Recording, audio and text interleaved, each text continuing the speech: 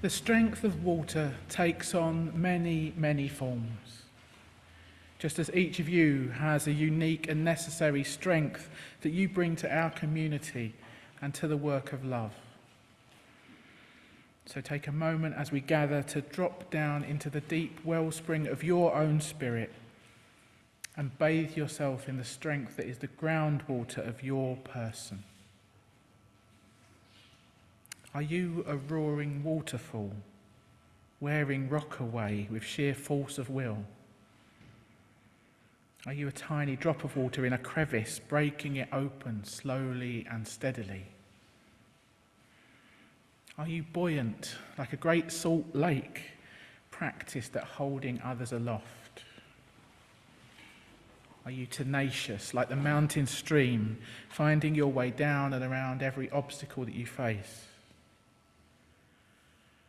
Are you still and calm, like the pond at daybreak, offering radiant peace by your shore? Are you in touch with the hidden depths, pulling from some vast well? Do you soothe like the steam rising from a cup of tea? Do you dissolve away stubborn muck like water left in a pot to soak? Do you soften and smooth the edges like a creeping fog? Do you clear away distraction like a cleansing rain? Do you roll with the ebb and flow like the ocean waves? Settle your mind upon the strength and the power that is yours, and draw that strength up into your heart, into your soul.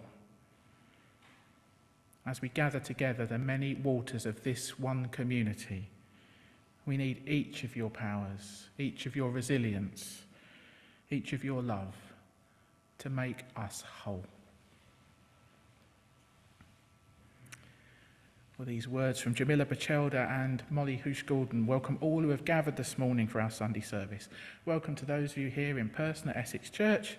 Welcome to those of us joining us via Zoom, from far and wide, or indeed watching on YouTube at a later date. For anyone who doesn't know me, my name is Jane Blackall and I am minister with Kensington Unitarians.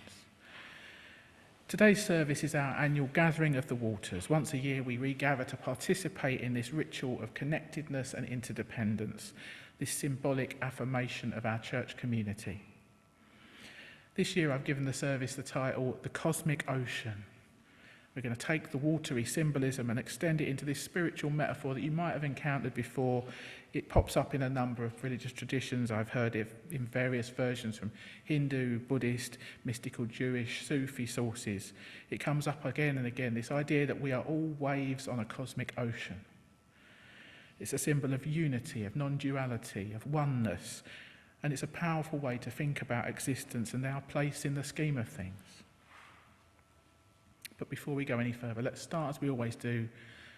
We'll light our chalice flame. It's a ritual that connects us with Unitarians and Unitarian Universalists the world over, and it reminds us of the proudly progressive religious tradition of which this gathering is part.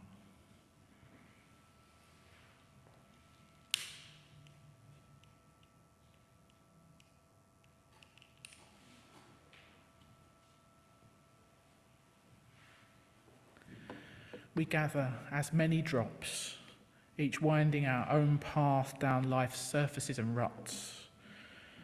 And here we pull together as a single body, flowing together for a time.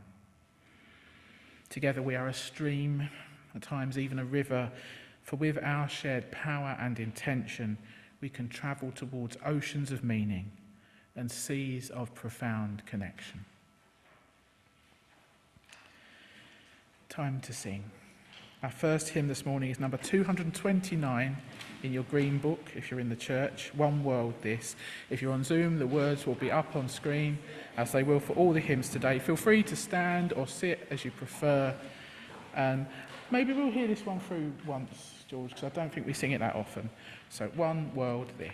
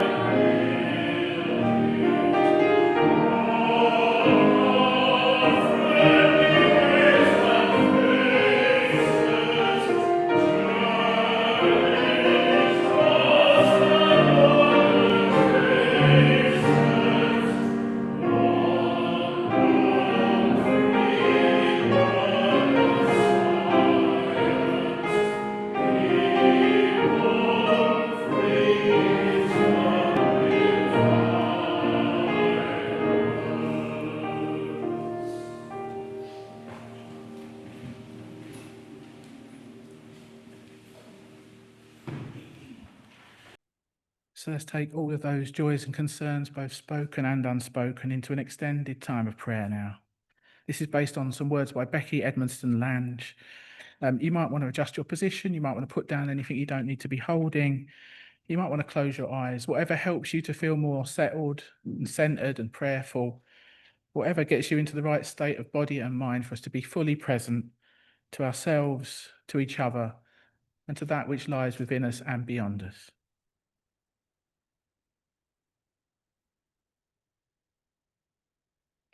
Spirit of life, God of all love, in whom we live and move and have our being,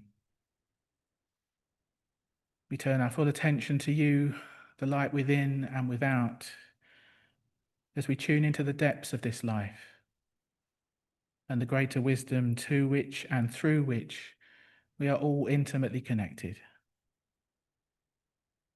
Be with us now as we allow ourselves to drop into the silence and the stillness at the very center of our being.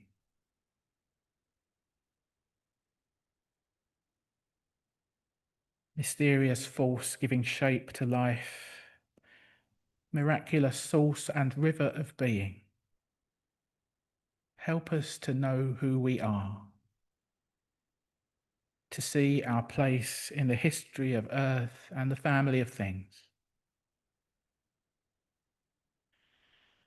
Help us to see that we are part of all that ever was, our grandmother's prayers, our grandfather's dreamings, our mother's courage and our father's hope, a unique expression of this unfolding universe.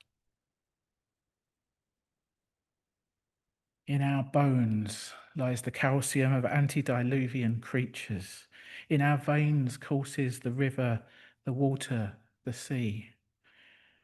We are part of all that ever was, born of this earth, waves of a cosmic ocean, not separate from nature. We are nature, part of that same spirit that turned scales into feathers and birdsong into speech. We live by the sun, we move by the stars, we eat from the earth and we drink from the rain.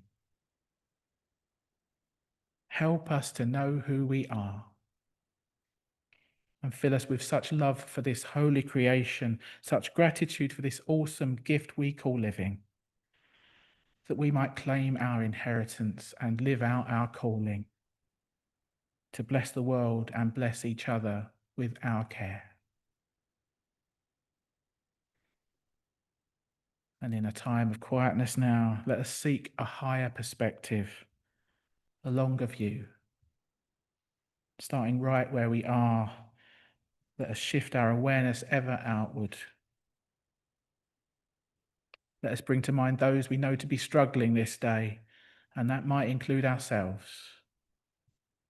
It might include those friends and family that we hold dearest, our neighbours in community, and others all around the world who perhaps we've only heard about on the news. And in a time of silence, let us send our quiet prayers of loving kindness for all those who suffer this day.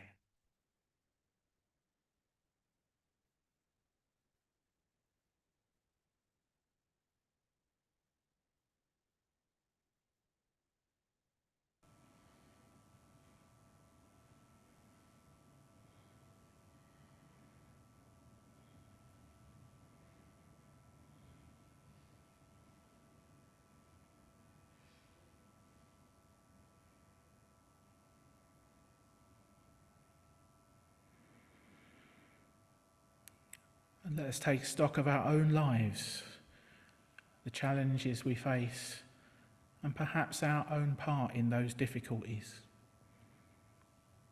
We might be all too aware of mistakes we have made or missed opportunities, times this week where things didn't turn out how we intended or hoped.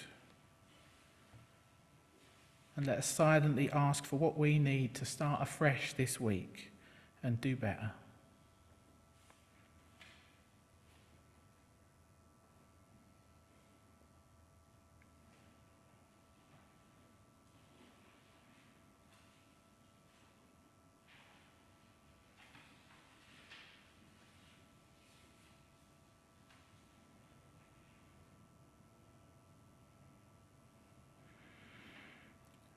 And let us look back and notice what was good in the week just gone. Let us count our blessings, all the ways in which others have helped or encouraged us, inspired or delighted us, all the goodness and the beauty we have known even in the midst of struggle. And let us silently offer prayers of thanks for all the good we've been given.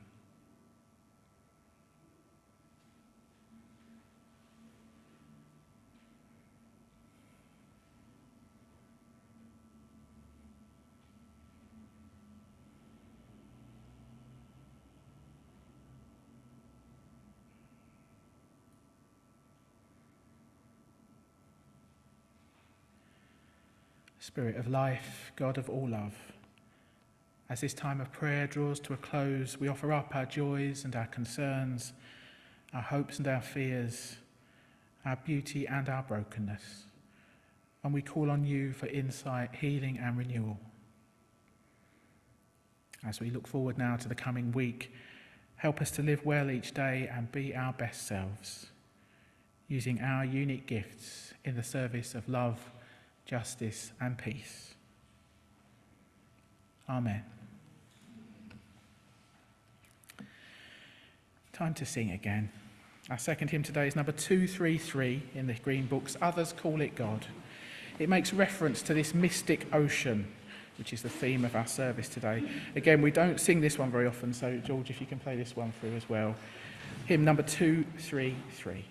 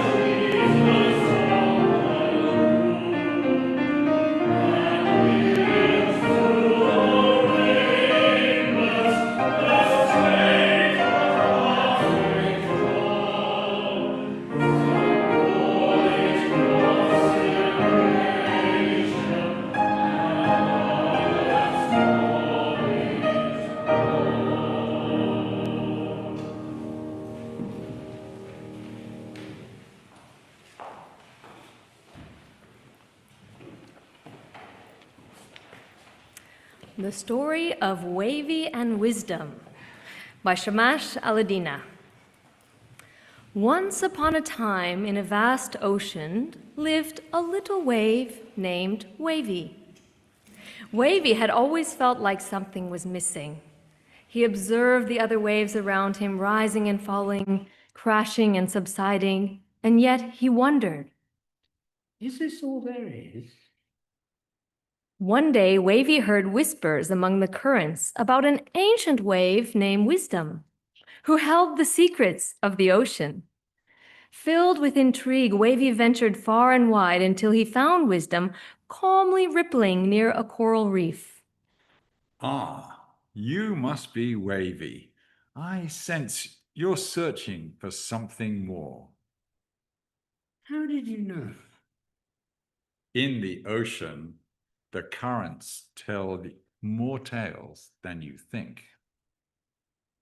Wavy eagerly shared his yearnings and asked, What's the secret of this existence? What are we waves doing here? Wisdom took a deep breath, the sort of breath that tides take when turning. Have you ever questioned what you're made of, Wavy? Water, I presume. Exactly. And what's the ocean made of? Water as well. But what's your point? Don't you see? You're not just a wave. You're the ocean expressing itself as a wave. You've created this distinction, this duality between you and the ocean. But in reality, you are one and the same. Confusion swirled in Wavy's mind like a whirlpool. So I'm the ocean. But then why do I feel so separate? Wisdom sighed, the sort of sigh oceans give when a storm has passed. It's the cosmic joke, my dear Wavy. We create the notion of self and other as if we're individual actors on this grand stage. But it's all a play, and the ocean is both the playwright and the stage. Wavy felt both puzzled and enlightened, as if a fog had lifted, but the path ahead was yet unclear. So what should I do with this knowledge? Wisdom chuckled, a sound like gentle waves lapping a sandy shore. That's the beauty, Wavy. There's nothing that you should do. You're already doing it. Just be. Be the wave that you are, and know that you're also the ocean. It's all just a cosmic play, unfolding for the sheer joy of it. Even when we crash? Even when we dissolve? Especially then. Crashing and dissolving are also expressions of the ocean's play. Just think, without the lows, how would you recognize the highs? It's all an eternal dance of form and formlessness. As the sun dipped below the horizon, painting the sky in hues of orange and purple, Wavy felt an immense sense of relief and even joy. He realized that he wasn't lost. He was exactly where he needed to be, neither just a wave nor solely the ocean, but both, inseparable in their existence. And so, Wavy returned to his part of the ocean, sharing what he had learned. Some waves listened intently, others shrugged it off as mystic nonsense. But it didn't matter to Wavy. He knew the essence of his non-dual nature, and that was enough. Whenever he would rise, he rose with the joy of knowing he was but an expression of something much greater. And whenever he would crash, he would laugh, a sound like rolling thunder under the sea, realizing that even in his dissolution, he was participating in the cosmic play of existence. And so, dear friends, just as Wavy and Wisdom were never separate, neither are we separate from the universe. We are both the actors and the audience in this grand, bewildering, and beautiful play we call life. It's a play replete with joys, sorrows, twists, and turns, but it's all underpinned by a single truth. We are not individual waves, but manifestations of the same cosmic ocean.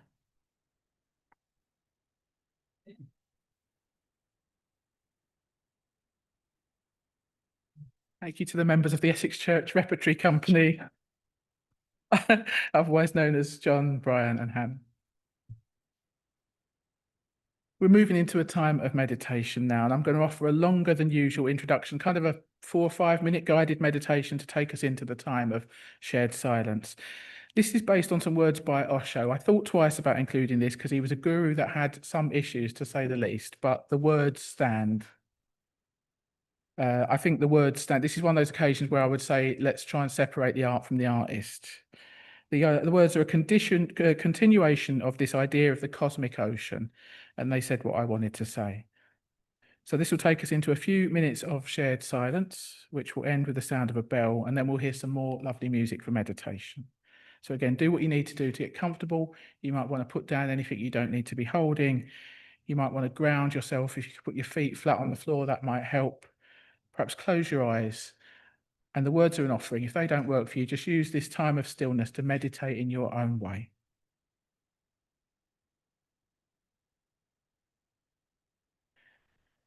The natural world outside can be a mirror for what's happening inside us. As waves come with water and flames come with fire, so the universal waves with us. Try to understand what a wave is, and then you can feel how this consciousness of waves can help you to enter into meditation. You see waves in the ocean. They appear, they are, in a sense, and still in a deeper sense, they are not. This is the first thing to be understood about a wave. The wave appears. It is there, in a sense, but still it is not there, in a deeper sense. In a deeper sense, only the ocean is. You cannot have a wave without the ocean. And even while the wave is there, only the ocean is. The wave is just a form, not a substance. The ocean is substantial. The wave is just a form. Because we say wave, it looks as if a wave is something.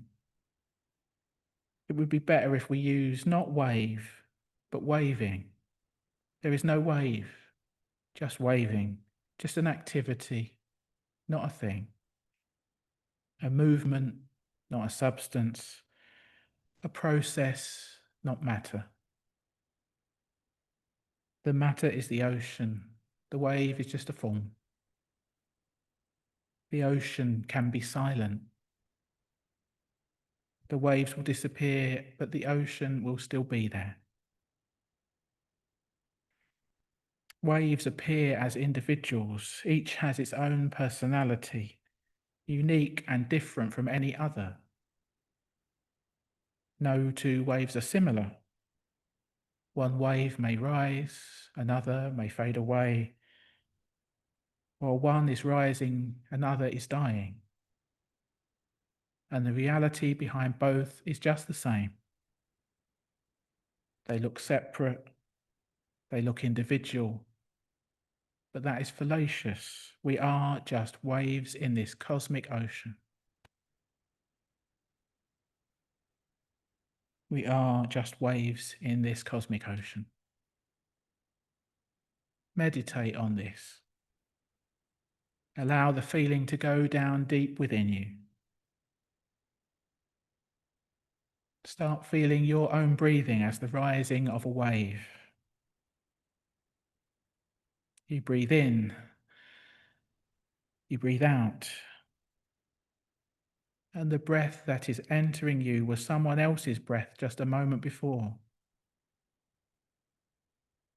And the breath that is leaving you will become someone else's breath the next moment. Breathing is just waving in the ocean of life. We are one deep down. The real is the oceanic, the togetherness. While breathing, feel that the ocean is breathing in you. The ocean comes to you and goes out, comes in and goes out. Think of yourself as a wave or a continuum of waves rising and falling. And just be a witness to this, because you cannot do anything. Only one thing can be done, and that is to be a witness of this waveform. And you will become aware of something that is beyond the wave, which transcends the wave, which is in the wave and out of the wave, which forms the wave and goes beyond, which is the ocean. The universal waves with us. It is waving through you. Meditate on this. Feel it. Allow it to happen to you in many, many ways. Meditation is the way, and this harmony of oneness, this feeling of oneness with all, is the only goal.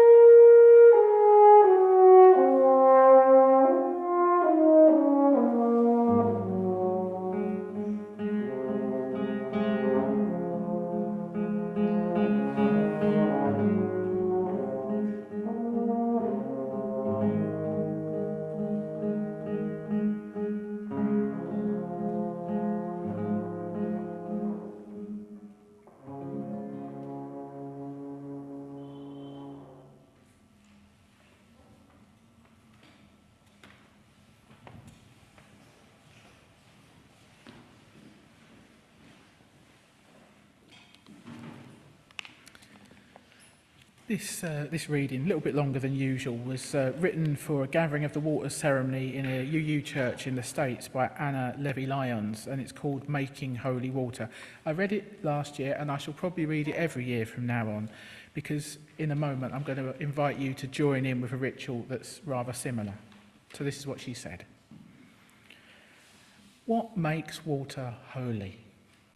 Most of the religions of the world have some concept of holy water, water with the power to clean us, not only our bodies but our souls, water that blesses or nurtures us and brings us closer to the divine.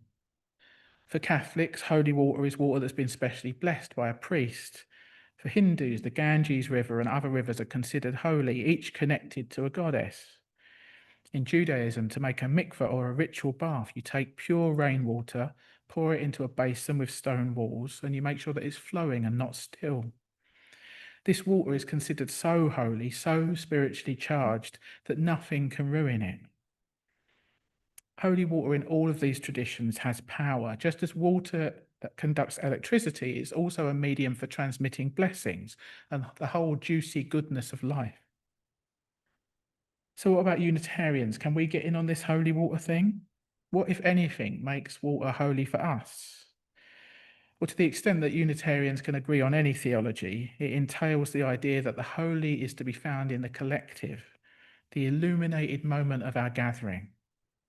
When we come together, we each bring a part of our authentic selves to this community, and we create something that's greater than the sum of its parts. That something greater, that ineffable spark of electricity, that is what some of us call God. And so for us, I believe that the holy water is the water that all of us make holy together. It's water that sparkles with the energy of a little bit of each of us, a little bit of each of our experiences, our histories, our stories, our hopes, and our love. It's where the one includes the many, and the many becomes one. And making holy water is what we're going to do in our water ceremony today, she says. We're each going to pour a little bit of water we've brought from home, from our travels, from the table outside or the tap in the kitchen, and we're going to pour it into one collective bowl. And the water that results from this, which might be partly salt water, partly fresh water, some chlorine, probably millions of microorganisms, molecules from near and far, atoms from the age of the dinosaurs, that water will reflect the diversity of all of us. And it will be greater than the sum of what we pour into it. The water will hold a spiritual charge because it's been intentionally charged with love from each and every one of us. And this water is water that together we will pronounce as holy. And what are we going to do with this holy water? Well, first, I suggest that you boil it.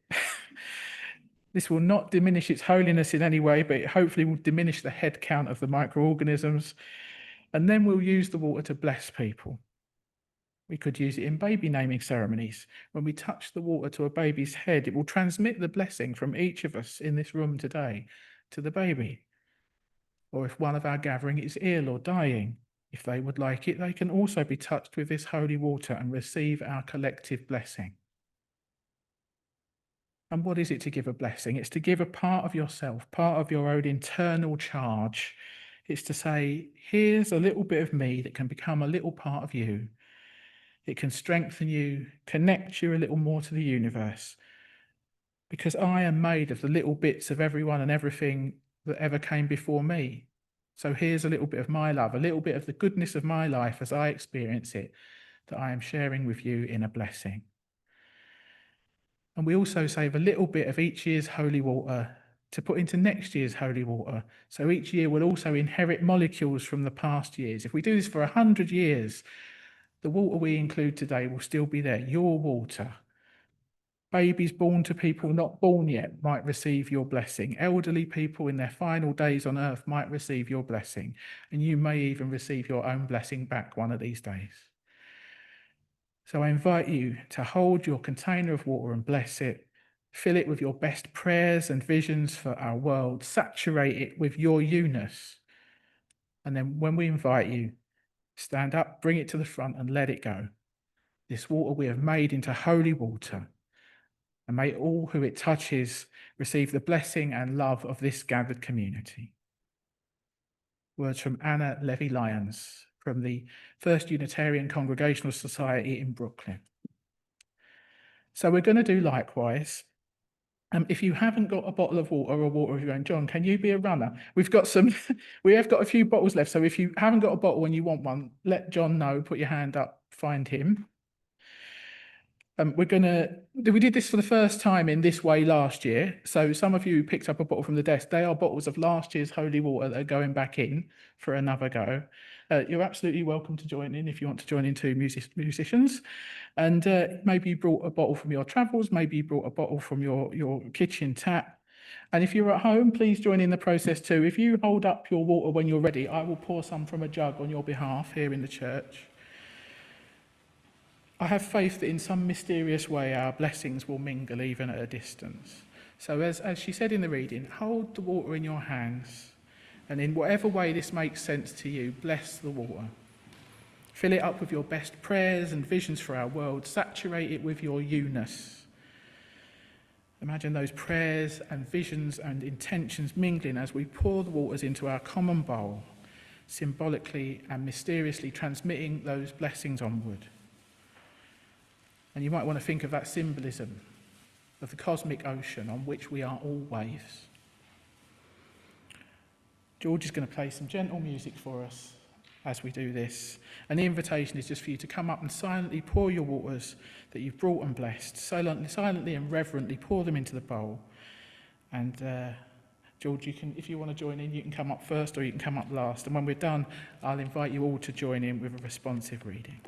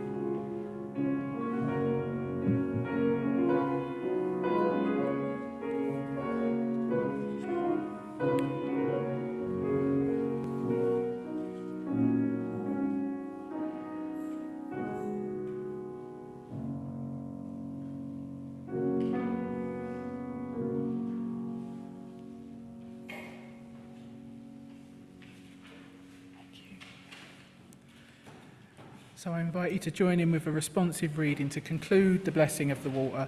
If you're in the building, this is on your little blue sheet, and it will also be up on the screen. But it's got a very simple response. It's just, the water is sacred. This water is sacred. It is made sacred by the many hands that have poured it with intention and love, the many stories that each drop contains, the many lives surrounding it in this unique moment, connected by commitment and faith. This water is sacred. May it continue to flow through this community with shining reflections of the unique gifts that flow through each of its members. This water is sacred. May it continue to nurture this community with sustaining hope that we journey together through ripples of growth and change. This water is sacred. May it continue to bless this community with loving reminders of our collective responsibility to one another and to the world. This water is sacred. May its ripples be a reminder that the changes and growth within this community bring movement and transformation to the world beyond our doors. This water is sacred. May its purity offer grace to our community and the willingness to forgive ourselves and one another when we make mistakes. This water is sacred. In moments when we are confused or uncertain, may it bring us clarity of purpose and commitment. This water is sacred. In moments when the reservoirs of hearts and spirits are drained by sorrow or pain, may it nourish them with the knowledge that we are surrounded by a deep and abundant love. This water is sacred. Amen. Time for our last hymn now, and it's our old favourite. It's on the back of your hymn sheet, Blue Boat Home.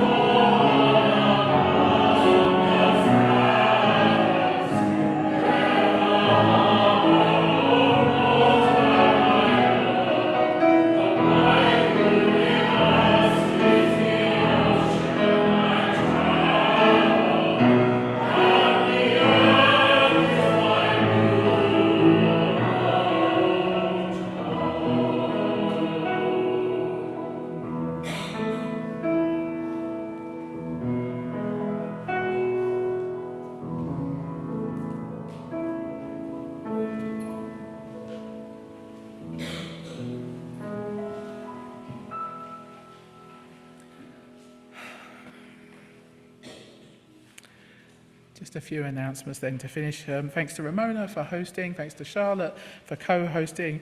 I'm going to say thanks to Pat and Anna before they run out to do the tea in the kitchen, because they've been the masterminds of our lunch today. Thank you so much. Thanks to John for greeting. Thanks to Georgia and Toby for lovely music. George for all the lovely accompaniment. Ben for supporting our singing. Thanks to our fantastic repertory team for the theatrical interlude. And please do stay around for lunch today. I'm sure we've got plenty for everyone. It's a bring and share. Do come and eat and enjoy and chat, and let's get to know each other a bit better. If you're online, please do stay for a chat with Charlotte if she's got any voice left. Tonight and Friday at 7, we've got our contemplative spiritual gathering, Heart and Soul. That's on Zoom. Our theme this week is unity. If you want to come along to that, just let me know, drop me an email, and I will send you the link to join. It's about an hour and a half of prayer and sharing on the theme. We've also got an in-person Heart and Soul here on Wednesday night at 7. Let me know if you come into that, please, so I know I've got a quorate number. Sonia is back doing near dance here, Friday lunchtimes. Have a word with Sonia if you want to know more about that. We're meant to be restarting our art play afternoons next Sunday. I have heard from precisely no people that they are coming, so please tell me if you're planning to be here. I'll be here anyway. We get the art box out of the cupboard and we just play and chat for the afternoon. But it would be nice to know that I'm not going to be on my own. You can bring your own crafts if you've got a project of your own you want to work on. The Better World Book Club is reading Normally Weird and Weirdly Normal Adventures in Neurodiversity by Robin Ince this month. That's on the 28th of September online. Let me know if you want the link for that. And I want to draw your attention to a course that me and Charlotte are going to run this autumn. It's a rerun of the engagement group we ran at summer school on the religious life. It's a chance for you to reflect on how to integrate faith and daily life. At the moment, I'm only advertising it to the congregation so that you get priority booking, but I'm going to open it up to the wider denomination soon, and we've only got 12 places, so sign up now if you want to take part in that. Next Sunday is our harvest service. Feel free to bring vegetables, fruit, baked goods, or other lovely things for our harvest display. All these activities are listed on the back of your order of service. They're in the Friday email, they're in the newsletter. Please pick up a copy of that if you haven't already done so in the foyer, because we've very much got a life beyond Sunday morning, so keep in touch, look out for each other, and let's do what we can to nurture all those supportive connections. So just time for our closing words and closing music. Water unites us. All water is one water, shape-shifting as it goes on and on in its unending cycle. This stream we gather by unites us with all the waters of the world, for all of life depends on water. That's why this common everyday element on which our very lives depend is sacred. So in our thankfulness for water, let us remember to honour, cherish and care for it, for our own lives, for all life touched by water, and for those who are going to come along after us. Amen.